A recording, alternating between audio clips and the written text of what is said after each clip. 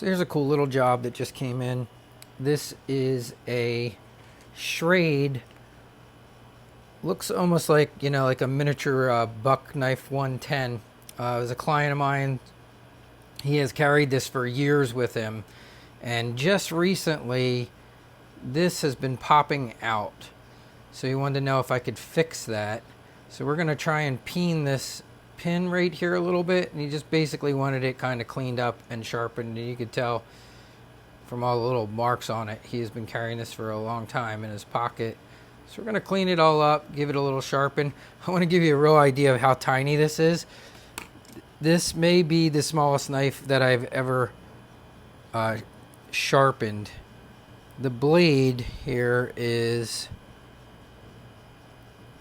what are we looking at? Maybe 3.5 centimeters. So that is very, very tiny. But it should work out pretty good. So I am going to use some jeweler's tools that I keep around for stuff like this. And they're very helpful when you have to do something like peen a little teeny tiny pin on something. And I'm going to show you what those are. So you can see I got a little variety of pretty tiny little hammers. And here's a good one for peening the end of a pin. And then I have this block here, which I'm going to put the knife on here. It's got a little rubber coating to keep it just from sliding around.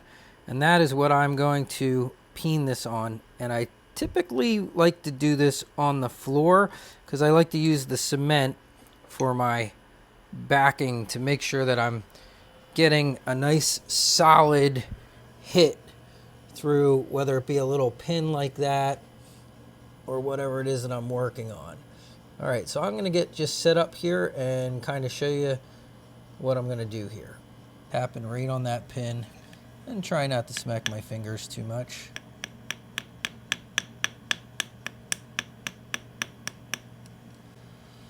Having the right little tools sometimes is exactly what you need to get some jobs done.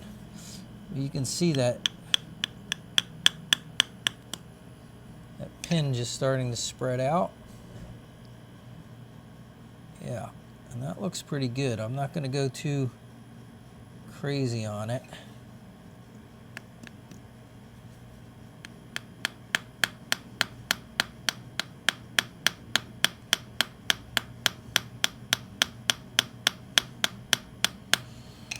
That looks pretty good.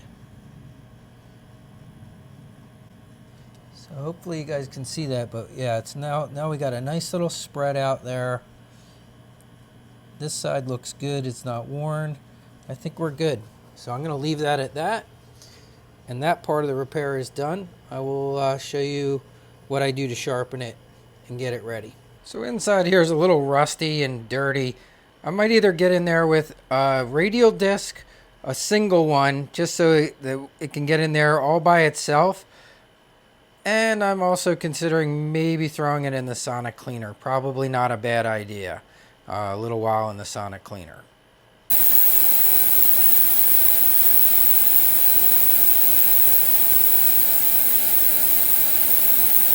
So I still see a little bit of rust in there. It did do a nice job of cleaning it up. But I'm going to go for a trip into some Evapo Rust to really try and get that inside of there cleaned up and looking better.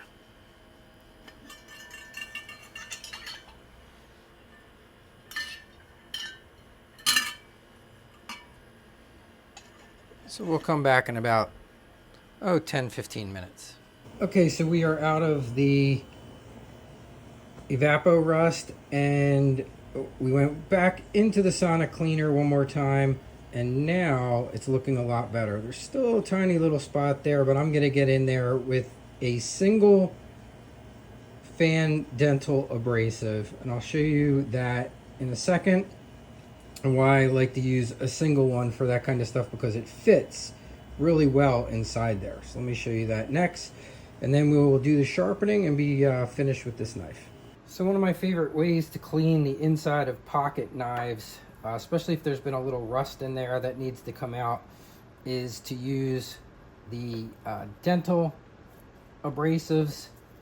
And that's why I keep one single one all by itself so that it can fit inside there. It's one of the few things that fits really well. You'll see with that, I can get right inside and clean that out.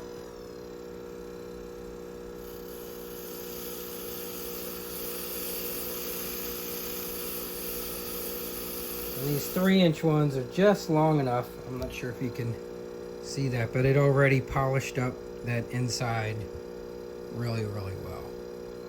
So I'm just gonna touch a little bit more here. There's a brass here, had a lot of marks on it, but that looks good. And I think we're gonna retreat. I'm gonna retreat that little bit of wood there because of going into the sonic cleaner and everything. It did a nice job cleaning it up, but it probably removed any oils and stuff that would have been there. And I want to make sure it's still well protected.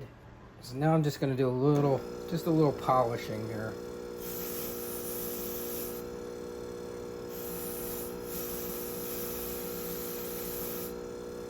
Mostly of the wood, and this is a 1 micron.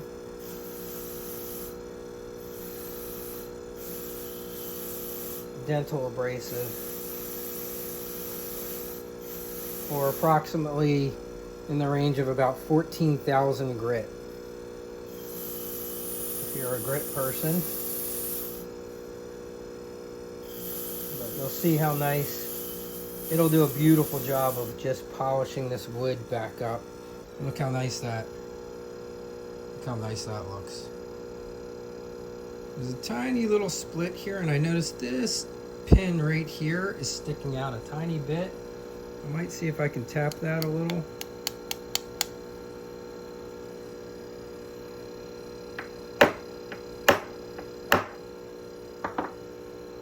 Yep, it's right back in. So just from years of use, like I said, he's carried this for a long time. But look how nice that looks. And we didn't even sharpen it yet. That's going to be the final stage here. I'm just about done. I am going to treat this with a little bit, probably linseed oil, and go from there. I do want to work on these really kind of banged up brass areas a little bit, and I am going to re-lubricate this. I'm not looking to get every little dent and ding out, but just so it looks real good. Because this has been, like I said, in a pocket many times and for many years, so it's got a lot of use, marks on it, a lot of character, but not looking to take that all out. Just your general cleanup.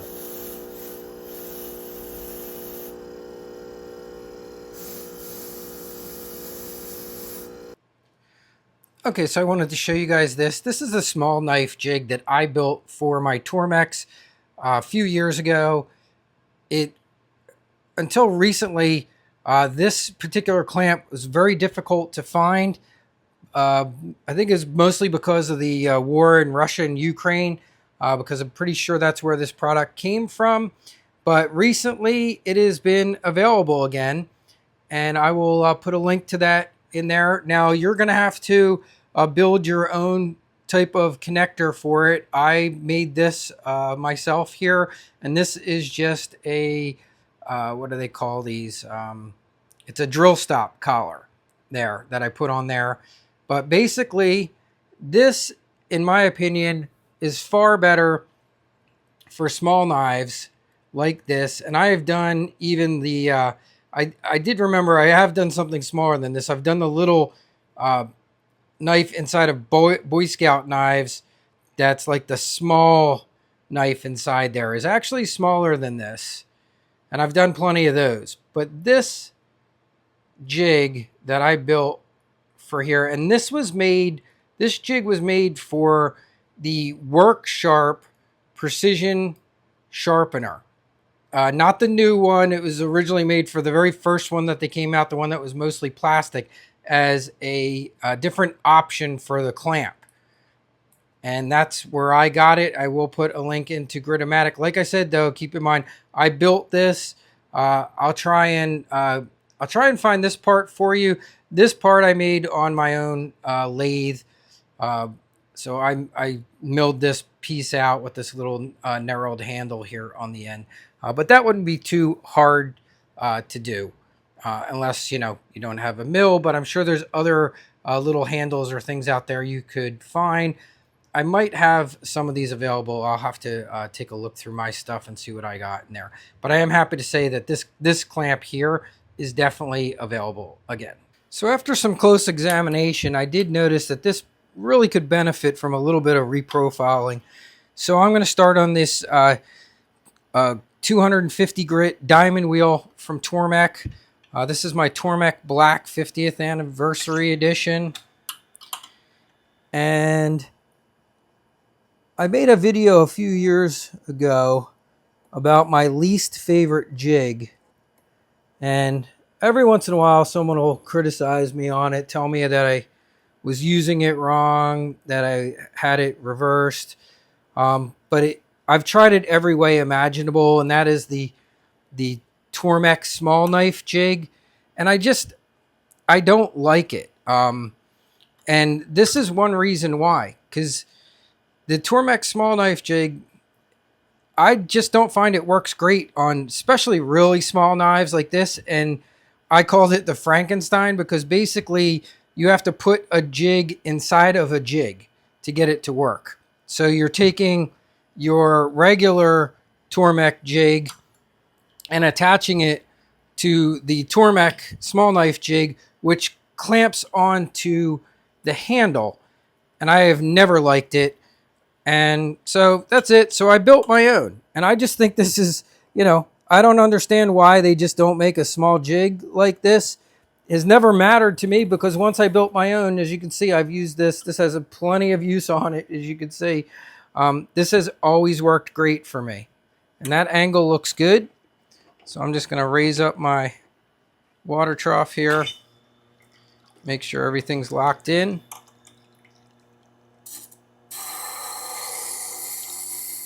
But this is how I like to do small knives.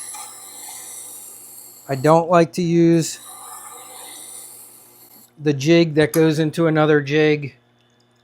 I just find that to be very awkward. When this is the same as using any other Tormek jig. I just felt bad that for a few years there, I would show people this and they'd want to know where'd you get that? Where'd you get that clamp? How'd you build it? And it just wasn't available. But I am happy to see now that it is on Gritomatic. I'll take a look before I post this, see if it's available anywhere else. I know I got it on Gritomatic.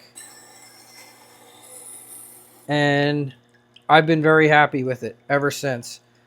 I did originally get it for the WorkSharp Precision Sharpener, but then I don't really use that sharpener at all anymore.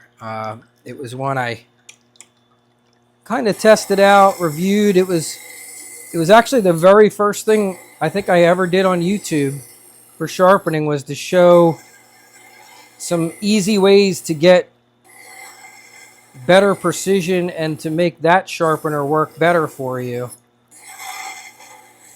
Still want to get down here at the base a little bit. You can see we got a nice new bevel going there.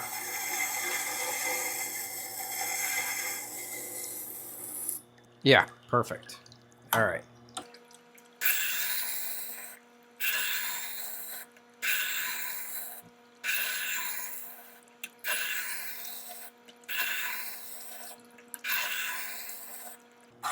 I'm starting to see the burr on this side.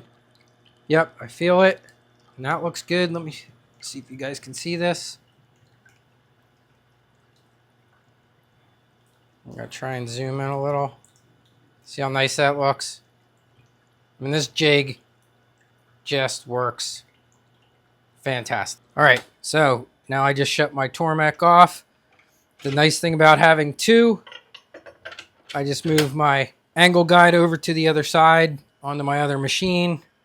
I keep them piggybacked on a toolbox that I can move around my shop, and then I don't have to mess with any settings. I did order the new angle setter for knives. I'm very excited about that. I'm hoping it comes in any day because I have a Japanese knife repair that I want to do that's sitting over here that just came in, has a very big chip in it, and I want to show you because I believe one of the things that I don't use very often is my Japanese waterstone for the Tormek.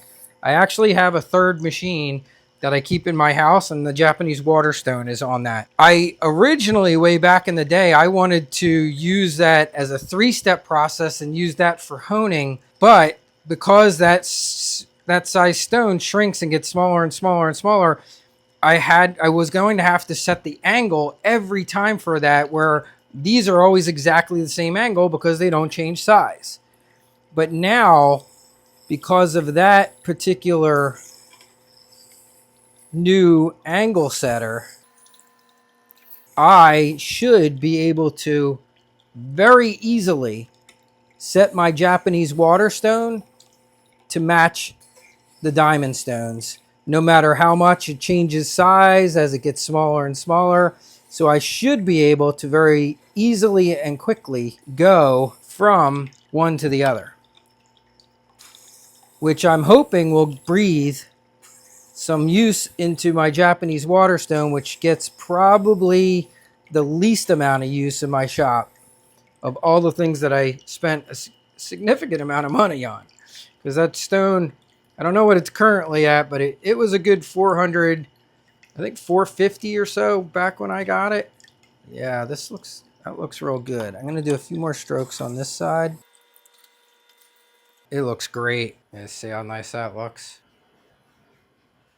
1x30 strop over here real quick. Probably gonna hit it on my round wheel also.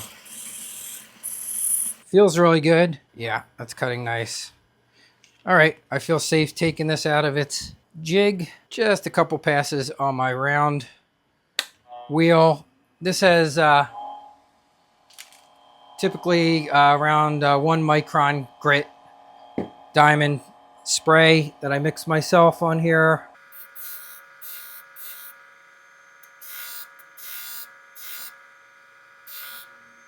Yeah, feels razor sharp to me. Grab a little piece of U-line catalog here. Yeah, that's good. Let me show you the finish there. Edge there. Looking real nice. So now I will do the little bit of touching up with some linseed oil and a tiny bit of lubrication for the knife overall. Do a little bit inside here on its pivot joint. All the way down so that this opens and closes. It's really cool that this little teeny tiny knife is a locking blade. It's a pretty tight fit too. It's pretty cool that it locks. I don't like to get linseed oil all over the metal parts if I'm touching up wood. So a lot of times I'll tape a knife off, and I'll show you what I do there. So this is just black. It's frog tape, but usually it's green, but you can get it in colors. This is black.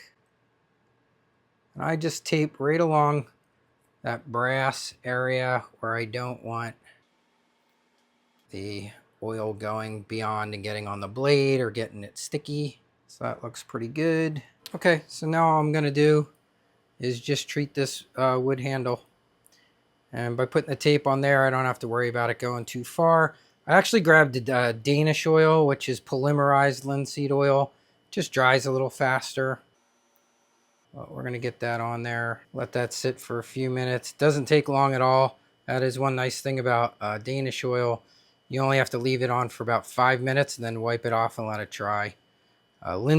Boiled linseed oil is another term you'll see it go by. You don't want to use natural or raw linseed oil, you will see that it does not dry ever.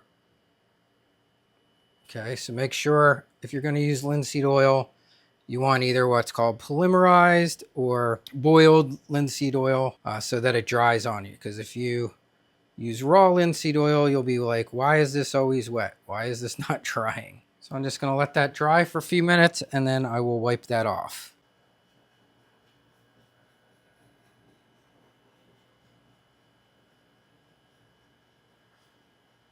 Alrighty, so there's the finished knife. I think I drank a little too much coffee today. You can see my fingers trembling, but I just wanted you guys to see the finished product. Look at that beautiful shine on that newly cut bevel and edge. Ready to go back. As always, I will try and leave any relatable links to products and things that you saw in this video in the description of the YouTube video. Just go to the description and take a look in there and look for the links. I will also leave a link to my running list of products and things that I use in my shop. That is located on my website. You'll see a link to that there. And it has almost all the tools that I use on a regular basis. And if you don't see something that you're interested in, you can send me a message and I will try and find it.